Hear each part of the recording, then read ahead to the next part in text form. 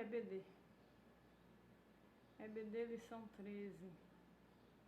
Última lição do primeiro trimestre de 2024. O título diz assim: o poder de Deus na missão da igreja. Essa lição encerra o trimestre de 2024, primeiro trimestre. Frente a uma revista no tema O Corpo de Cristo, ela mostra a origem, natureza, vocação e o mundo da igreja. E trouxe as seguintes lições: a origem da igreja, imagens bíblicas da igreja, a natureza da igreja, a igreja e o reino de Deus, a missão da igreja de Cristo, igreja, organismo e organização, o ministério da igreja, a disciplina da igreja, o batismo, a primeira ordenança da igreja, a ceia do Senhor, a segunda ordenança da igreja, o culto da igreja cristã, o papel da pregação no culto e hoje o poder de Deus na missão da igreja. Essa igreja é o corpo de Cristo. Tudo o que foi lido como tema até hoje, no trimestre inteiro, está composto no corpo de Cristo. É necessário haver na vida de um indivíduo reconciliado com Deus, na vida de um ser humano reconciliado com Deus. É necessário ele ter origem, ele ter igreja, é necessário ele adotar as imagens bíblicas de Deus para a vida dele, é necessário ele ter a natureza de Cristo, é necessário ele ser missionário, ele ter a missão, ele ter um organismo e uma organização, ministério, disciplina, batismo, santa ceia, culto, posição no culto, papel da pregação e o fruto da pregação. Tudo isso compõe a igreja, compõe o crente individualmente. Ele tem que estar dentro desta conduta. Se resumir a lição é uma doutrina, é uma posição cristã para um indivíduo que possa reconciliar com Deus e manter a reconciliação com esse perfil de conduta, absorvendo cada disciplina daqui. Então ela teve um papel muito forte na posição do cristão na terra, na consciência do que ele é, de onde ele veio, para onde ele vai, do que ele fará, a partir de quando ele se tornou, por que ele se tornou esse cristão, porque o que ele tem, o que ele precisa, tudo está composto nesse ensinamento. Ninguém consegue fazer nada se não aprender. E ninguém faz nada sem a consciência. Toda consciência tem que ter um ensinamento do que fará. Toda consciência que age sem o ensinamento, ela age fora do normal, fora da ética, da lógica. Ela age em debilidade. Ela tem que ter consciência do que está fazendo, do que é, do que se torna. E a igreja, ela conscientiza. O papel de Cristo foi esse. A igreja que se preza, que realmente usa a palavra e está na posição do arrebatamento, de morar com Deus, ela tem essa posição de consciência. E a consciência precisa aprender. A nossa consciência precisa estar disciplinada no temor do Senhor, por conta das ofertas, né? Que tem um versículo que diz: Senhor, não me deixe. Deu branco. Mas eu sei onde ele está. Não, pronto. O cetro da impiedade é o domínio da impiedade. Não permanecerá sobre a sorte do justo, o Filho de Deus, para que as suas mãos não entrem em corrupção. Então, quando a vida não tem a disciplina de Cristo, que tem poder de dar a capacidade de resistir, ela entra em corrupção. corrupção. Corrupção que condena. Qualquer corrupção que condena, mas ela entra na natureza do homem. E o poder de Deus na missão da igreja, ela traz o texto áureo que é no Atos 1:8. Atos 1:8 diz assim, ó, mas recebereis a virtude do Espírito Santo que há de vir sobre vós, e ser minhas testemunhas, tanto em Jerusalém como em toda a Judéia e Samaria e até os confins da terra. Quem falou essas palavras, né, foi Cristo Jesus. E pediu para que eles aguardassem em Jerusalém. Aguardar em Jerusalém o poder de vencer e de comportar a vida nessa esperança. Ser testemunha de Cristo não é algo que se escolhe, que se tome de alguém, que se assuma de alguém. Não, é uma escolha divinal. O Espírito Santo, ele não é tomado, ele é dado. Ele não é algo que você queira, ele é uma necessidade. Então não tem como não haver virtude na obra do Espírito Santo. Todos que se levantarem no nome de Jesus terão que ter a virtude do Espírito Santo, porque o nome dele e o ministério da igreja só funciona na virtude do Espírito Santo, por conta de como iniciou. E aí ele baseou o texto, a leitura em Atos 13, 1-14, que diz assim, na igreja de Antioquia estavam alguns profetas e doutores, a saber, Barnabé, Simeão, chamado Nigé, Lúcio, Cirineu, Manaém, que fora criado com Herodes, o tetrarca e Saulo. Servindo eles ao Senhor jejuando, disse o Espírito Santo, apartai-me a Barnabé e a Saulo para a obra que tenho chamado. Então, jejuando e orando, pondo-se sobre ele as mãos, os despediram. E assim estes, enviados pelo Espírito Santo, desceram a Seleucia e dali navegaram para Chipre. Esses missionários foram ungidos pelo Espírito Santo e escolhidos a partir da igreja e a partir do testemunho. O primeiro degrau depois da convenção é o testemunho. O cristão se une com quem também tem o testemunho para se edificar naquilo que lhe aconteceu pessoalmente. A partir de então, o Espírito decide a quem enviar e quem pode ir mais além. Todos da igreja estão dentro de um testemunho, tanto individual como de testemunho de Cristo. Agora, decidir quem vai fazer a obra missionária e decidir quem vai ser o quê, é o próprio Espírito Santo. Porque tem diversidade de pessoas e o cristão, muitos que se convertem e se encontram em um mesmo testemunho de fé, cada um tem uma vocação divinal, por onde Deus possa realmente agir na vida dele com facilidade. Lembrando que Deus só age a partir do momento que o indivíduo lhe der liberdade.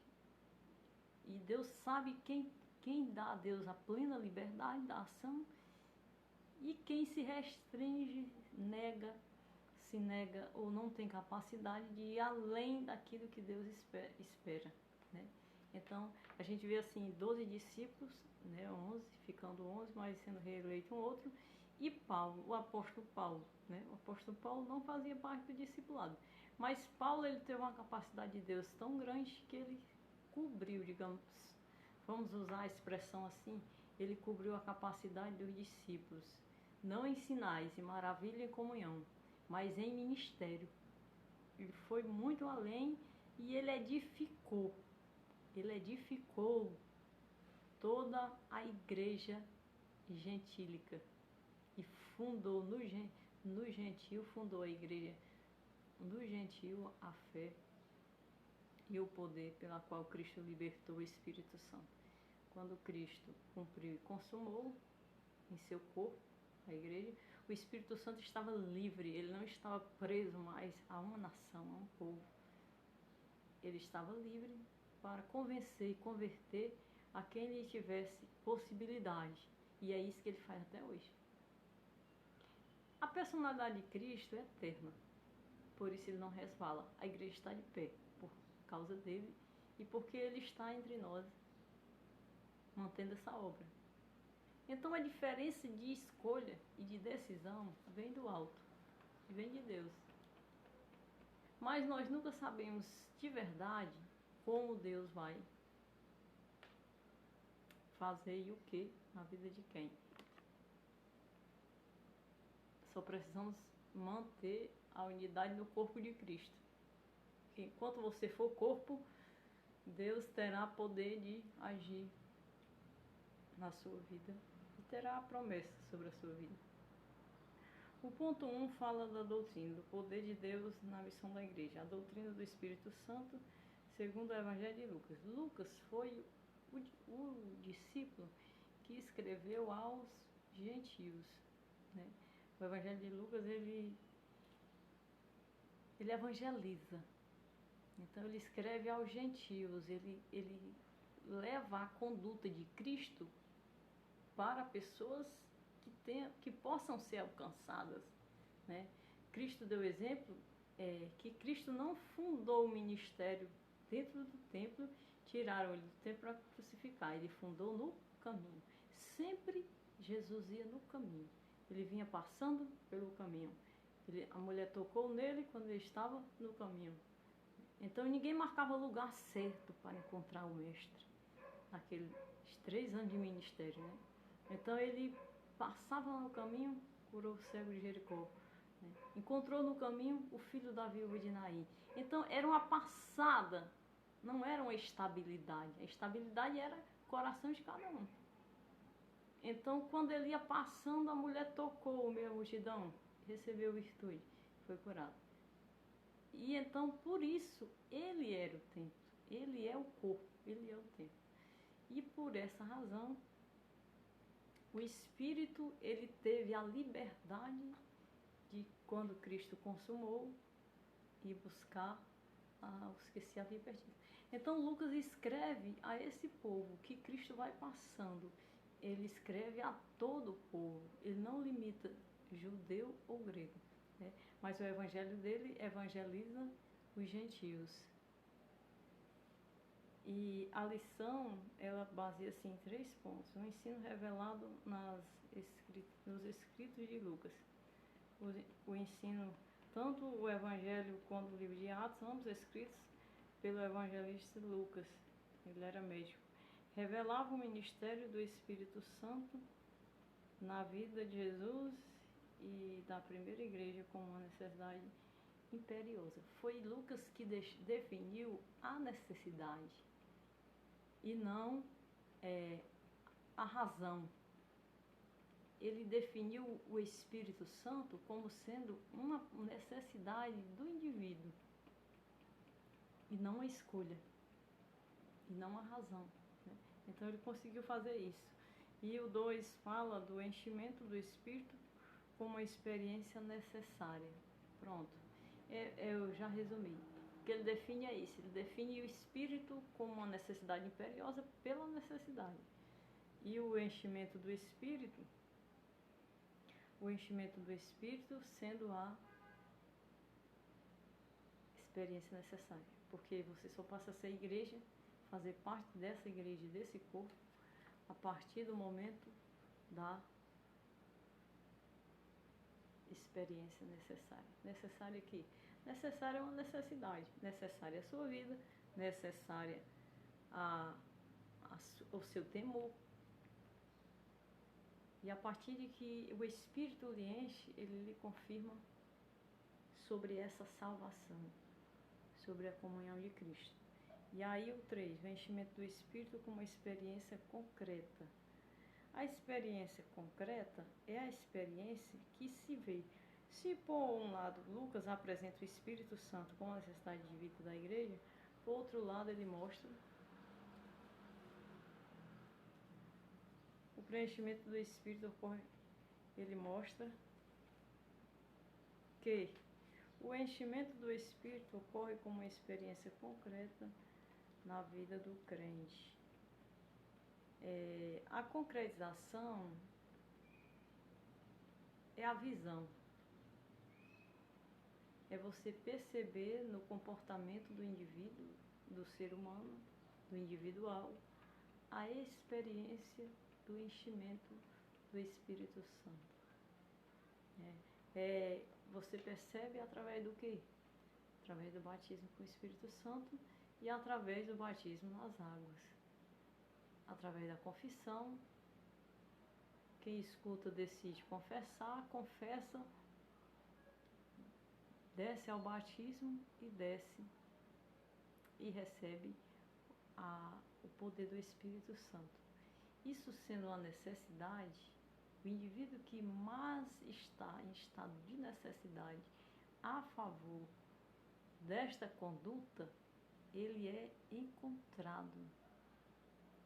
Tem deles que jamais imagina que exista solução para os seus problemas. E leva seus problemas na vida sem saber que há uma curva, né? E ele é surpreendido. Então eu já escutei testemunho de pessoas que estavam num mar revolto, não via solução. A única solução era tirar a sua própria vida, entre outros tormentos. E encontrar Jesus, encontrar o Espírito Santo, foi algo que nunca imaginou que existisse. Então Jesus entrou, transformou e visualizou aquela transformação, aquela experiência de vida. Porque mudar a vida e dar valor, só Deus. Quando você está numa situação difícil, quando a vida não é legal contigo, e olha para você não, muito pelo contrário, só vão caminhar e estar de pé os que estiverem bem. Né? E Cristo não, ele entrou no barco, ele veio. E aí quando ele passa em Jerusalém, ele socorre justamente essas pessoas, que foi o que Lucas quis traduzir. E isso foi notório, porque, olha, para esclarecer melhor, ele ia no meio da multidão e a mulher tocou, e ele sentiu que a mulher tocou. Então ele voltou para falar com a mulher. Então fica visível esse contato. Quem ele toca, quem ele salva, aparece na história. Aparece na igreja. Aparece. Quem esse poder da missão da igreja toca, ele é manifesto. Ele apresenta-se, porque Cristo já chamou. Como ele disse, quem me tocou? Pode dizer quem me tocou, né? Dentro da igreja. Ele pode dizer quem está me tocando. E é o que a igreja faz. Procura os que são tocados por Deus para que façam parte do corpo de Cristo. No poder dessa missão. É o maior poder da missão da igreja. E Lucas fez isso. Ele percebeu esse detalhe. Né? Que quem tocava se unia. Porque muitos que estavam ali ao redor, talvez estivessem até no lado, na hora da crucificação, fosse até um deles que tivesse feito, ajudado a crucificá-lo, né? Então, os que são tocados por Cristo, eles são reconhecidos por Ele e levados ao mesmo lugar que estarão todos os outros. A doutrina pentecostal clássica, esse Pentecoste é justamente isso, para comprovar esse toque, né? Eu acho que quando Cristo diz, quem me tocou, que de mim saiu virtude, e aí ele vira para a mulher e vê a mulher, fui eu, Senhor, quem te tocou. Né? Então, acontece ali um momento muito forte na vida da mulher. E isso foi visível a Deus. E o Pentecoste clássico é visível a Deus e é visível aos homens, mas acima de tudo é visível a Deus. Desde seus primórdios, a doutrina pentecostal clássica afirma que o falar em línguas desconhecidas é a evidência física inicial do batismo do Espírito Santo. Entre 3 ocasiões, o livro de Atos, a manifestação das línguas está presente em todas elas. Chama a atenção o fato de todos terem experimentado o fenômeno. Então, para tornar público e claro, quando ele batizou no Pentecoste, ele batizou todos. Então, todos foram cheios e falaram em línguas estranhas. Isso é uma visibilidade do encontro, de quem encontrou o quê. E os judeus, eles não entendiam como era que os gregos estavam falando na língua hebraica, se eles não sabiam a língua hebraica, né? E o Espírito naquele momento falava na língua hebraica claramente no batismo com o Espírito Santo, porque o batismo com o Espírito Santo é Jesus em fogo, é Jesus em chama. Quando ele sobe e ele acende o fogo do Pentecoste, ele volta em fogo. Então ele continua até hoje. Ele continuou o ministério que ele estava fazendo no caminho. E quando ele faz isso, ele faz com justamente as pessoas que eles não imaginavam que tivessem capacidade de falar o judaísmo. Isso aconteceu no Pentecostes, está escrito na palavra. Bom, aí o ponto 2 diz assim: o meu óculos não dá possibilidade alguma de detalhar a revista, né? E eu estou falando muito do que eu estou interpretando por experiência pessoal, e não é uma lição que eu esteja ministrando que está nela. Estou pegando algumas bases, um assunto. O Espírito Santo capacitando as testemunhas, né? Aí o Espírito Santo faz aquela experiência do fogo e começa a tratar a capacidade da escolha. Capacitando as testemunhas, o 2, pessoas simples capacitadas pelo Espírito Santo, e capacitando a igreja. Eu vou resumir de quando a testemunha se torna uma testemunha, ela se une a quem também é testemunha do poder de Cristo. E aí são pessoas simples, né? Ele, como ele disse, ele veio pelos doentes, não pelos sarados, ele veio pelos tristes, não pelos alegres, por conta da posição de necessidade. Então a necessidade é algo que alcança Deus, não são todas.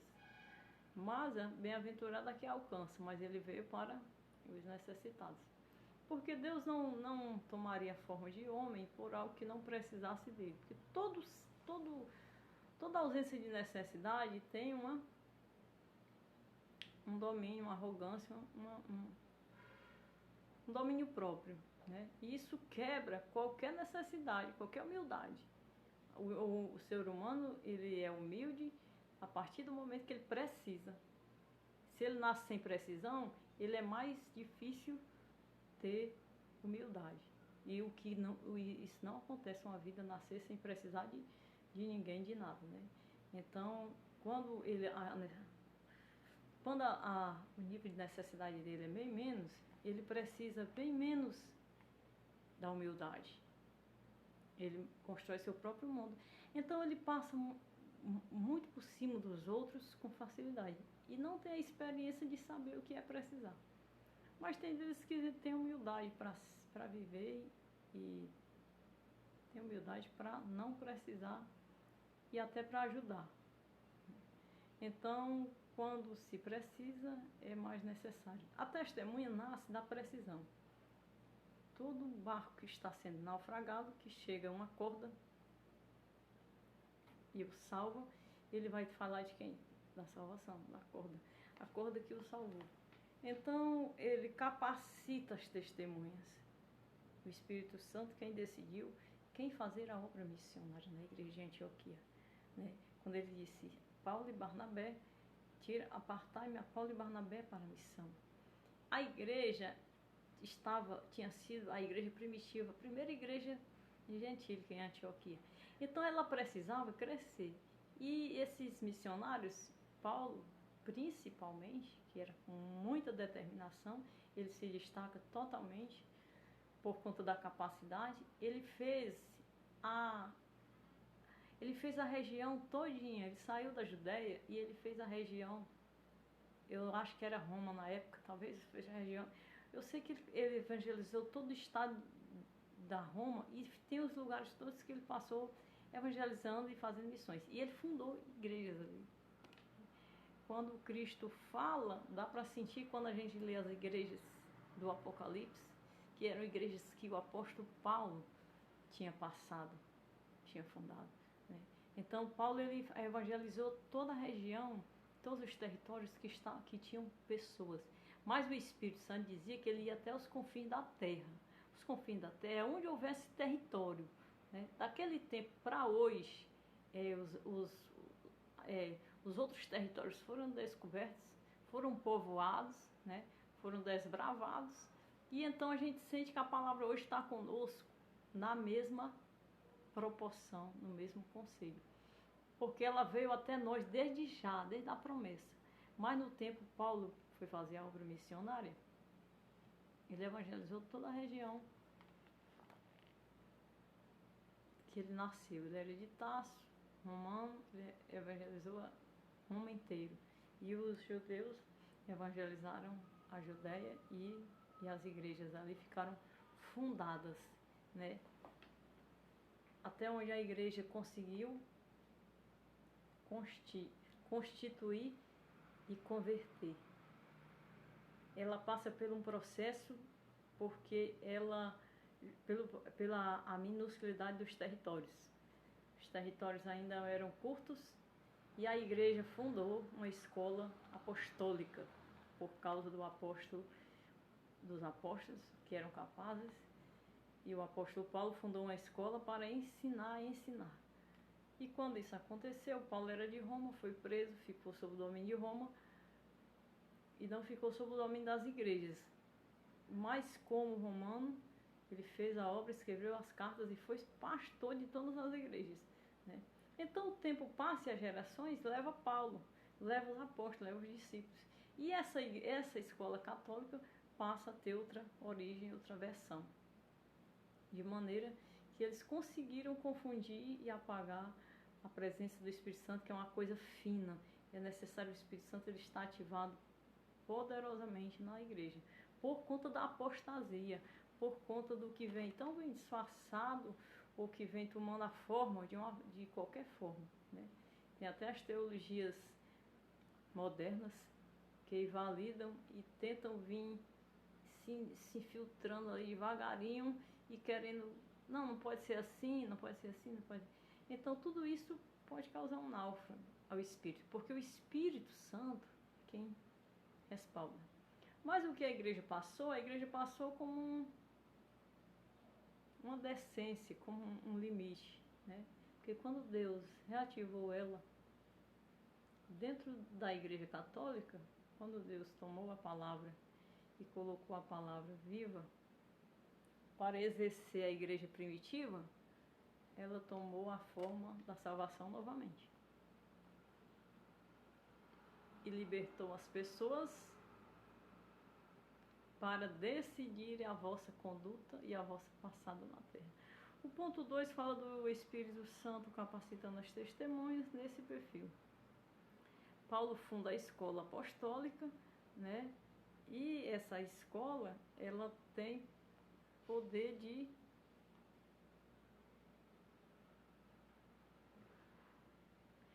depois vemos também que não era só os que faziam parte do colégio apostólico, que eram cheios do Espírito, né? Então quem fundou a escola fundou posição do Espírito, e o Espírito Santo salvava toda sorte de pessoas que tivessem a necessidade do testemunho. Pessoas simples capacitadas. Vemos isso claramente quando Ananias, até então um ilustre desconhecido, é convocado por Deus para impor as mãos naquele que seria o maior apóstolo de todos os tempos, Paulo, né? Assim também Estevão e Filipe, que haviam sido escolhidos para servir às mesas. Então eram pessoas simples que faziam parte do ministério do Espírito Santo. Mas ao converter ao Espírito Santo, eles tomavam a mesma capacidade dos doutores, capacitando a igreja. No contexto literário, a doutrina de Lucas, a igreja do Novo Testamento é vista como portadora de uma missão profética. Nela há um ministério profético de todos os crentes. Todos os crentes e testemunhos estão ali pendurados. E o que não se encontrar no corpo não é do Espírito Santo. O ponto 3, do Espírito Santo como fonte geradora de missões. O envio do missionário. O capítulo 13 de Atos dos Apóstolos narra o envio dos primeiros missionários da igreja de Antioquia. Os dois primeiros missionários da igreja de Antioquia foi Paulo e Barnabé. Todos estavam salvos na mesma conduta, no mesmo testemunho de Paulo, a salvação pelo Espírito Santo. O milagre do Espírito Santo. Mas Deus enviou Paulo e a Barnabé. Essa missão foi a maior missão da palavra, e a missão que fundou as igrejas foi a missão que completou a obra do Espírito Santo na palavra, porque o que Paulo escreveu às igrejas é o que toda igreja toma hoje como base. E quando se passa a examinar a doutrina de Paulo, os conselhos dele, são todos cheios do Espírito Santo, tem uma ligação com Deus muito forte, e o Espírito fica superativado em nossas vidas a partir do momento que tomamos conhecimento daquele conselho. O conselho é tão limpo, é tão puro, é tão de verdade, de João, as cartas de Paulo, as cartas de João, as cartas de Pedro, e todos aqueles que escreveram da parte de Deus no momento da igreja primitiva. Então a igreja segue desde Cristo, ela tem 2000 anos, ela vem nesse perfil, nesse padrão de conduta, de temor, de vida. E a entrada da igreja é o Espírito Santo, o batismo e a comunhão, a Santa Ceia e a unidade do corpo de Cristo, que é a remissão, que é a igreja, e que é a remissão do pecado, né, que se vive. O último ponto diz a estratégia missionária. Em um mundo multicultural, a questão da estratégia missionária deve ser levada em conta. O mundo multicultural é um mundo de diversas culturas. A cultura é algo que distancia da verdade espiritual, porque toda cultura tem uma religiosidade por trás, tem algo errado espiritualmente por trás, né? Então essa cultura, quando Cristo entra, o Espírito Santo, ele desfaz essa cultura e lhe faz uma pessoa singular, mas nascido de Cristo Jesus, porque eu não poderia me tornar um cristão e fazer parte de uma cultura pagã. E a obra missionária trata isso. Porque uma igreja fundada em um país cultural, exclusivamente cultural, que pratica uma cultura, tem uma cultura radical, ela não muda, ela tem o mesmo perfil da igreja primitiva. A igreja primitiva é aquela igreja que está aqui, que estamos com ela na palavra. E é a igreja que entra em todos os países, independente da sua cultura. E lá ela vai ter o mesmo perfil. É por isso que é a nação santa, né? Nação é justamente essa grandiosidade de unidade. Não somente enviar, mas quem enviar, quando enviar e como enviar. Por exemplo, Paulo e Barnabé poderiam ter adotado a estratégia errada, a obra missionária, quando tentaram pregar na Ásia e Bitínia. Foi a Ásia e Roma, né, mas foram impedidos pelo Espírito Santo. Foi o Espírito Santo que decidiu quem deveria ouvir o Evangelho naquelas circunstâncias. Eles foram impedidos de entrar nessas duas regiões. Poderamos aqui que muitas vezes é possível que agências missionárias e igrejas adotem uma estratégia errada no envio de missões. A missão é pelo Espírito Santo. Então, a lição está dizendo aqui que Ásia e Bitínia, Paulo não entrou. Paulo, ele não comportava a região, né? E é tanto que ele entrou em algumas regiões e ele foi açoitado porque a espécie de pessoas ali eram pessoas extremamente cruéis, perversas à fé. E o Espírito lhe dizia que não entrasse. E ele ousou bastante na obra missionária. Ele entrou em muitos territórios que o Espírito dizia que não entrasse e que o Espírito queria tirar Paulo, né? Como, por exemplo, quando Deus usou a profetisa para dizer para Paulo não descer a Jerusalém, e ele desceu, não foi Deus? Foi o Espírito Santo na vida dos cristãos que queriam um pastor em um perfil diferente. Mas Paulo não via assim, a visão dele era encarar a Jerusalém, né? E ele volta a Jerusalém e volta para sua terra. Então o que ele fez por natureza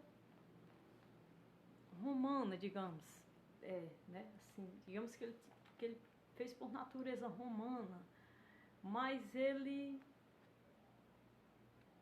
não obedeceu. Ele não quis, ele não decidiu ser pastor que a igreja gostaria. E acabou que sendo o escritor. E do seu lugar, que ele se estabeleceu, ele ficou escrevendo as igrejas. E ao invés de visitar e de estar entre eles. Então foi uma decisão ministerial do apóstolo. Foi uma decisão e um desejo do Espírito Santo na vida dos crentes, né? Mas ele não acatou. Quando ela prendeu ele com o cinto, ela dizia: assim eu vou te fazer em Jerusalém. Quer dizer, o Espírito Santo não ia descer Paulo para Jerusalém em silêncio. Ele tinha que dizer como que o estado que ele ia se tornar ali, né? E ali o Espírito Santo mantinha, quem usou muito foi Paulo, mas o Espírito Santo mantinha eles de algumas regiões para que não acontecesse a morte. E o que aconteceu com os 12 discípulos? Os 12 discípulos foram mortos, crucificados por conta da lei, né? Então a obra missionária ela tem que ser feita nessa sabedoria, ela tem que ser feita pelo Espírito Santo. Porque em não receber a palavra de Deus, o que ele diz? Bata o pó do vosso pé e saiam da região por conta de que a região não comporta ao Espírito, né? Então o Espírito Santo é o dono da história e é o dono da direção. O último questionário pergunta: o que o Evangelho de Lucas e o livro de Atos revelam, né? Revela o ministério de Cristo e do Espírito Santo como uma necessidade imperiosa na vida do cristão. E o ponto 2, o que podemos afirmar de acordo com os textos literários de Lucas? A igreja é vista como uma portadora da missão profética. A igreja é o fruto do Espírito Santo. Ela precisa ser guiada pelo Espírito Santo e está ativa ao Espírito Santo. De acordo com a lição, o que a doutrina pentecostal clássica afirma em relação às línguas estranhas? Evidência física inicial do batismo.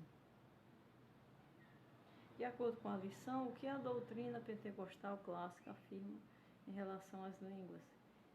A doutrina